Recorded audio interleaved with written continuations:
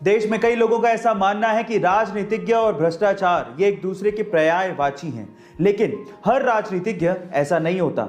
जैसे उदाहरण के तौर पे लाल बहादुर शास्त्री जी। गाइस, लाल बहादुर शास्त्री जी ने प्रधानमंत्री पद की शपथ एक फटी हुई धोती में ली थी और बाद में ऐसा पता लगा कि लाल बहादुर शास्त्री जी के पास सिर्फ 2 ही धोती और सिर्फ 2 ही कुर्ते थे। प्रधानमंत्री बनने के बाद उनकी धर्म पत्नी ने उनसे कहा था कि अब आप नई धोती क्यों नहीं ले लेते।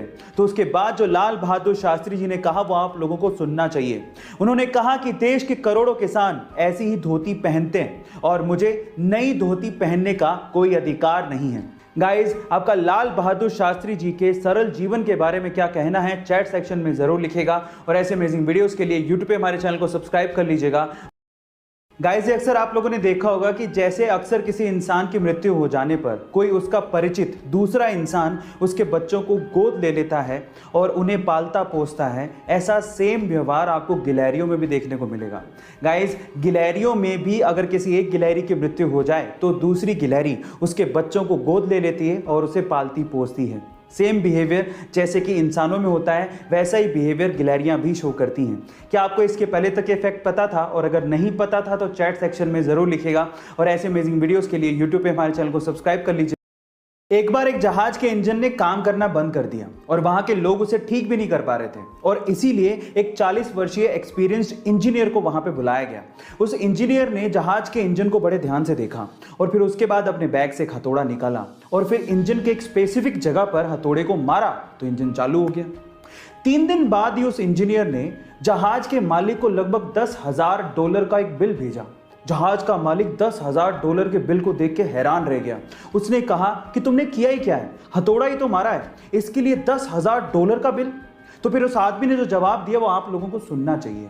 उसने कहा कि हथौड़ा मारने के तो मैं सिर्फ $2 ही चार्ज कर रहा हूं, लेकिन हथौड़ा कहां मारना है इसके लिए $9,998 और ऐड किए हैं। गाइस, आप याद रखिए कि बिल एक्चुअली काम से ज्यादा बंदे की एक्सपीरियंस का होता है। गाइस, ऐसे अमेजिंग वीडियोस के लिए यूट्यूब पे हमारे चैनल को सब्सक्राइब कर लीजिए।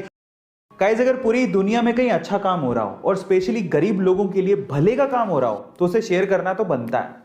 कुछ ऐसा ही काम हो रहा है जर्मनी में। वहां की सरकार ने वहां के पब्लिक पार्कों में स्पेशली बेघर लोगों के लिए स्लीपिंग पोड्स लगवाए हैं, जिन्हें वो लोग अल्मर नेस्ट के नाम से पुकारते हैं। अब इसकी खास बात क्या है? इसकी खास बात यह है कि छोटे छोटे से ये स्लीपिंग पोड्स बेसिकली लकड़ी और स्टील के बने और उनके ऊपर सोलर पैनल लगे हुए हैं जो कि दिन में चार्ज होते हैं और रात में रोशनी देते हैं। इसके अलावा मजे की बात यह है कि उन छोटे छोटे से स्लीपिंग पोड्स में वाईफाई की सुविधा भी है।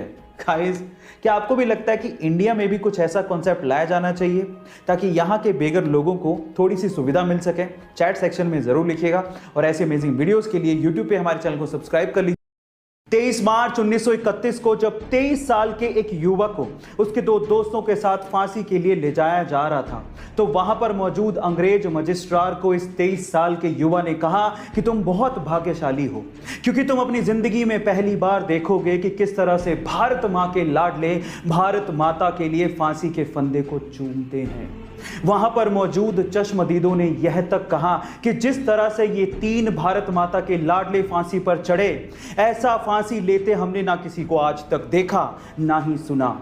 गाइस, आज 23 मार्च है और आज ही के दिन इन 3 सपूतों ने भारत माता के लिए शहादत दी थी। इन सपूतों की शहादत पे ये 2 लाइनें अर्ज हैं। सरफरोशी की तमन्ना अब हमारे दिल में है, देखना है जोर कितना बाजुए कातिल में है, बाजुए कातिल में।